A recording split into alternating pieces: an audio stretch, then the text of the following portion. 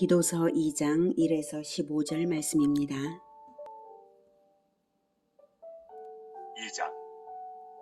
오직 너는 바른 교훈에 합당한 것을 말하여 늙은 남자로는 절제하며 경건하며 신중하며 믿음과 사랑과 인내함에 온전하게 하고 늙은 여자로는 이와 같이 행실이 거룩하며 모함하지 말며 많은 술에 종이 되지 아니하며 선한 것을 가르치는 자들이 되고 그들로 젊은 여자들을 교훈하되 그 남편과 자녀를 사랑하며 신중하며 순전하며 집안 일을 하며 선하며 자기 남편에게 복종하게 하라. 이는 하나님의 말씀이 비방을 받지 않게 하려 함이라. 사랑하는 형제 여러분, 6월 2일 목요일 저녁 목상에 오신 것을 환영합니다. 디도서는 바울이 그레데 섬의 감독 디도에게 보낸 목회서신입니다. 그레데 섬은 여러 교회 공동체들이 있는데요. 할례파 등 이단 거짓 교사들이 이득을 목적으로 거짓된 가르침을 퍼뜨리고 있었고요. 교회 안에 질서 또한 없었습니다. 그래서 올바른 지도자들을 세우고 교회의 질서를 바로잡고 이단을 물리치도록 하기 위해서 디도를 파송해서 목회서신을 통해 지도하고 있는 것입니다. 1장에서는 장로 또는 감독 임명의 기준을 제시했고요. 이득을 목적으로 거짓 가르침을 줘서 가정들을 무너뜨리는 거짓 교사들을 방어할 것을 명령했습니다. 이제 2장은 교인들에 대한 생활 지도 지침을 주고 있습니다. 1절, 오직 너는 바른 교훈에 합당한 것을 말하며, 여기서 오직 너는 거짓 교사들과는 달리 너는 이런 뜻입니다. 바른 교훈에 합당한 것을 말하라 했습니다. 복음에 합당한 것을 생활 지도 지침으로 삼으라 라는 것입니다. 2절, 늙은 남자로는 절제하며 경건하며 신중하며 믿음과 사랑과 인내함에 온전하게 하고, 늙은 남자들은 한 가정이나 가문의 지도자들일 텐데요.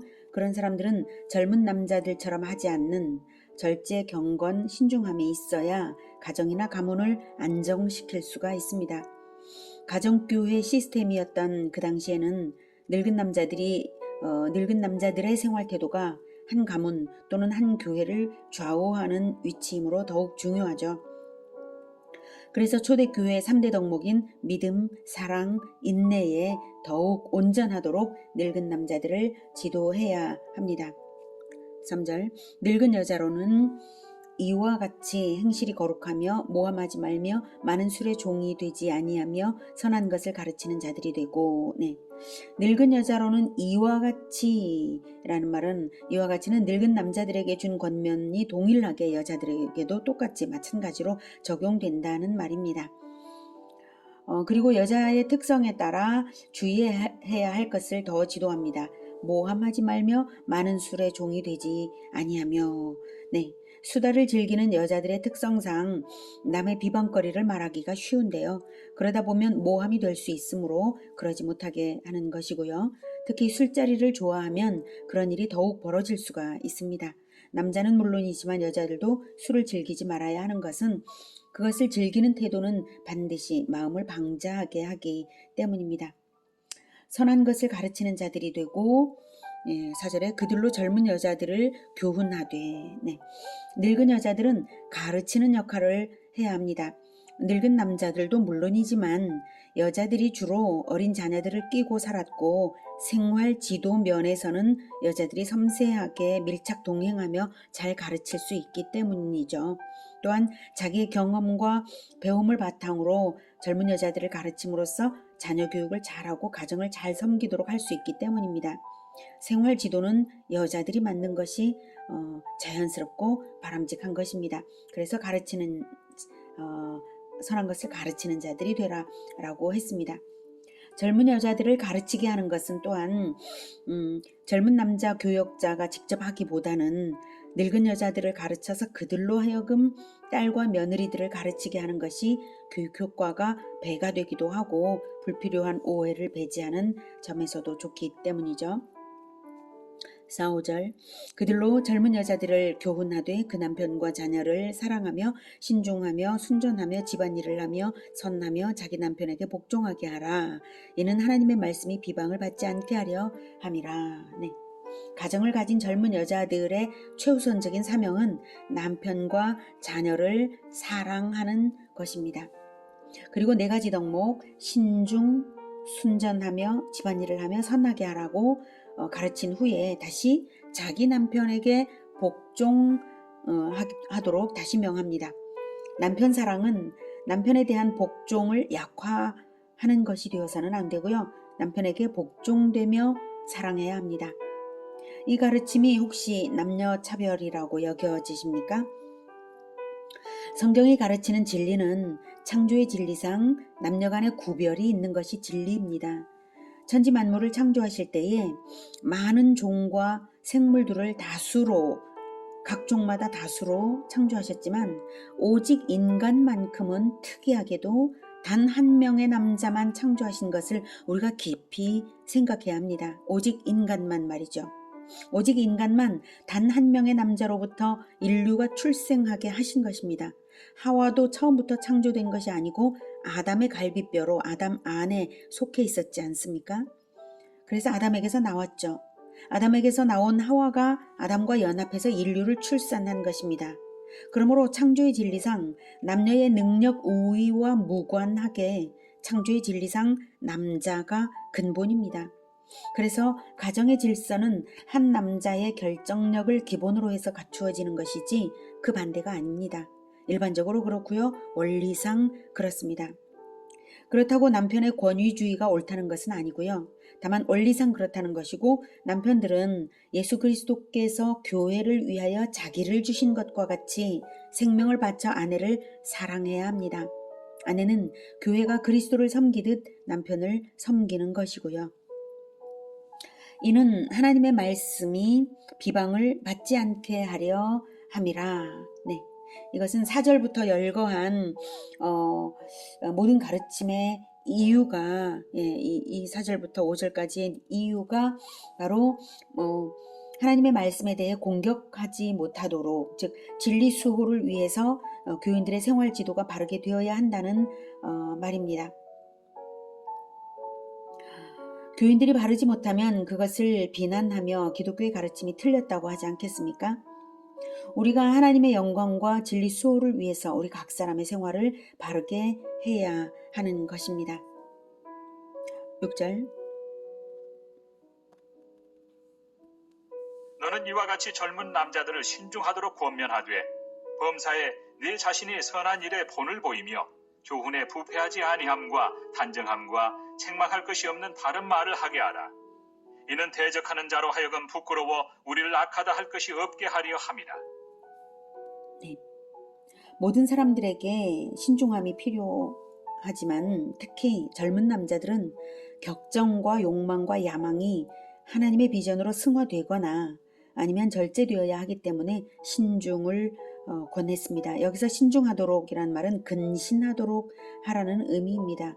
헬라 문화의 영향으로 성도덕이 문란한 그 당시였기 때문에 더욱 근신이 필요했습니다.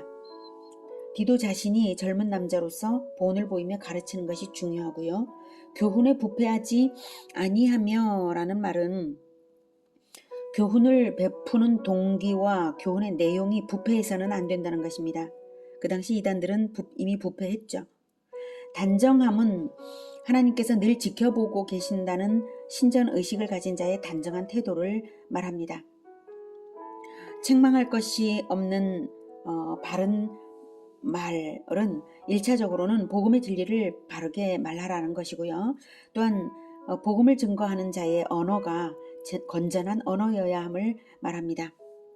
이는 대적하는 자로 하여금 부끄러워 우리를 악하다 할 것이 없게 하려 함이라. 네, 이 7절과 8절에 언급된 덕행의 목적이 바로 대적자들이 비판하지 못하게 퍼펙트한 건전 생활을 하게 하려는 것이다. 이렇게 말하고 있는 것입니다. 9절. 종들은 자기 상전들에게 범사에 순종하여 기쁘게 하고 거슬러 말하지 말며 훔치지 말고 오히려 모든 참된 신실성을 나타내게 하라. 이는 범사에 우리 구주 하나님의 교훈을 빛나게 하려 함이라. 네, 90절은 당시 노예제도 사회여서 교회 공동체의 다수가 노예였거든요. 그래서 노예들에게 주는 가르침입니다. 바울이 노예 제도를 찬성했냐 안 했냐 하는 문제와는 별개입니다. 다만 그 당시 제도가 이미 노예 제도니까 당시 제도를 바탕으로 해서 그들이 갖춰야 할 바른 도리를 가르치는 것이고요. 범사에 순종하라고 했다고 해서 악한 일까지도 복종하라는 뜻은 아닙니다. 10절에 범사에 우리 구주 하나님의 교훈을 빛나게 하려는 목적으로 가르치는 것이므로 당연히 주 안에서 상전에게 순종하라는 말이죠. 노예는 자유가 없으므로 자기 노동의 결과에 대하여 아무런 보상이 따로 없고 노동에 대한 아무 소망이 없기 때문에 그저 불평이나 하기가 십상이고요. 상전의 것을 훔치는 것도 있을 수가 있었는데요. 이제 예수님을 믿는 자들은 보상이 있든 없든 남이 보든 안 보든 비록 노예일지언정 진정한 자유자이기 때문에 영원한 생명을 얻고 천국 시민이 된 자로서 진정한 소망을 가지고 참된 신실성을 나타내어서 구주 하나님의 교훈을 빛나게 해야 한다. 이렇게 가르치고 있는 것입니다. 이 시대에도 근로자의 도리로서 적절하게 적용하면 될 것입니다. 11절 모든 사람에게 구원을 주시는 하나님의 은혜가 나타나 우리를 양육하시되 경건하지 않은 것과 이 세상 정욕을 다 버리고 신중함과 의로움과 경건함으로 이 세상에 살고 복스러운 소망과 우리의 크신 하나님 구주 예수 그리스도의 영광이 나타나심을 기다리게 하셨으니 그가 우리를 대신하여 자신을 주심은 모든 불법에서 우리를 속량하시고 우리를 깨끗하게 하사 선한 일을 열심히 하는 자기 백성이 되게 하려 하심이라.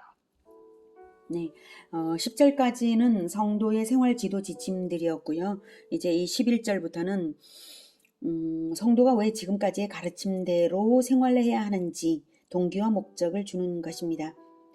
그 목적은 바로 재림이 있기 때문입니다. 13절 우리의 크신 하나님 구주 예수 그리스도의 영광이 나타나심을 기다리게 하셨다는 것이 바로 그 말씀이죠.